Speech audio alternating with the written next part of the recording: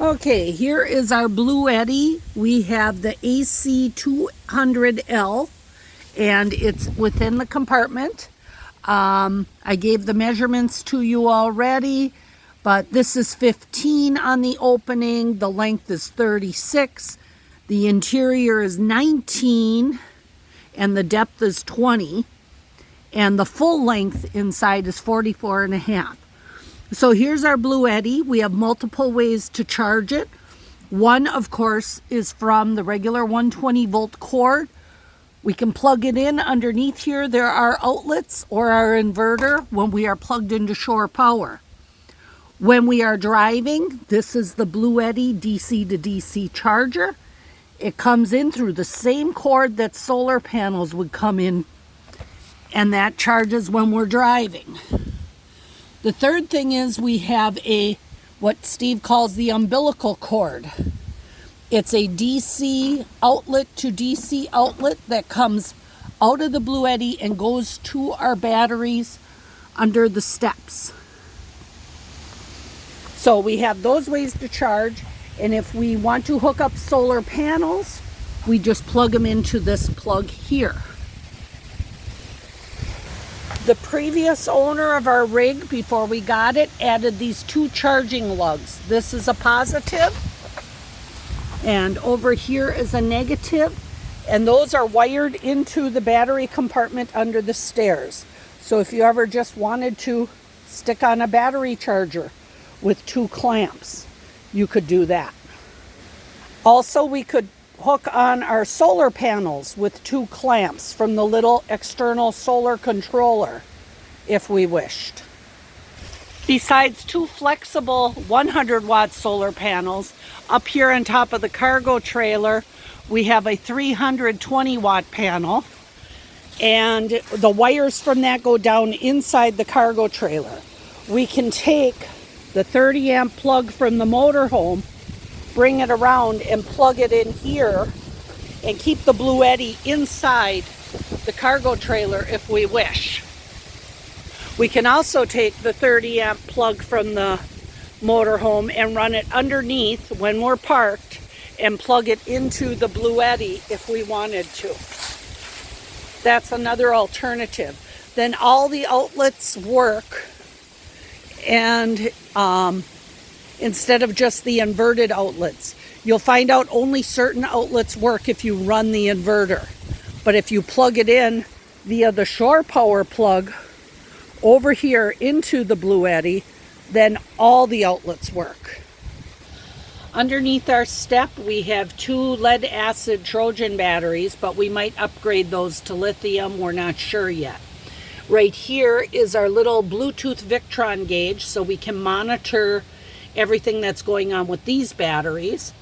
And then these are the two cord or cables underneath here, that one, that go to those lugs on each side of the step outside, just to charge these batteries separately. Incidentally, to upgrade those batteries to lithium, it does mean some changes in the rest of the wiring and things on the rig, and we're not sure we're going to do that, because right now we're set up pretty nice with a trickle start charger, and the boost switch on the dash would no longer operate either. Okay, now I'm going to go inside and talk about what we did with the Starlink.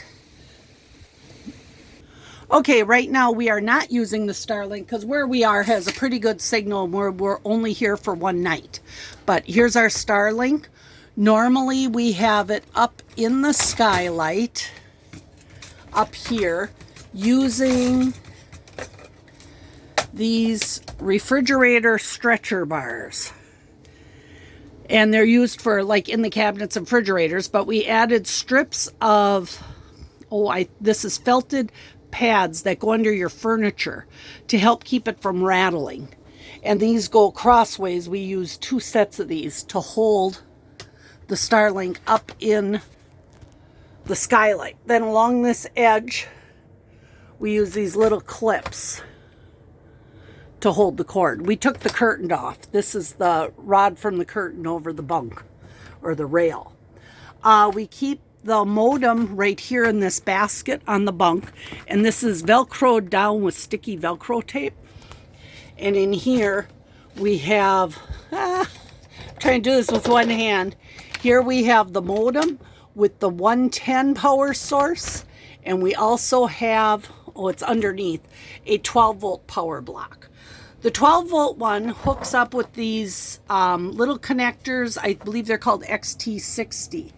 So we went through all the trouble to wire in an outlet here on the bunk to plug in that DC power source for our Starlink. We added a switch down here to turn it on or off. And then from there, the wires go inside this wall. We had to take apart the wall, and the wires go inside the wall all the way down and into the battery compartment. Instead, we found we just take the regular 120 volt AC power cord, dangle it down the side here, and Steve added an outlet down here. Now, it is a 110 outlet, but it's not hooked up to the regular electrical system of the motorhome. On the back side of that outlet, he attached just an extension cord end that he brings through and plugs it into the Bluetti. So that outlet is only powered when we plug it into the Bluetti, when the Bluetti's on. And so basically it's like an extension cord mounted into the wall for us. And from there, we just plug in the Starlink. So I hope that kind of helps with some of your questions. I suppose I can let Steve back in. So Steve and Nick are going to come back in, and we're going to get breakfast going now. So right back if you have any more questions or see if any of this makes any sense to you.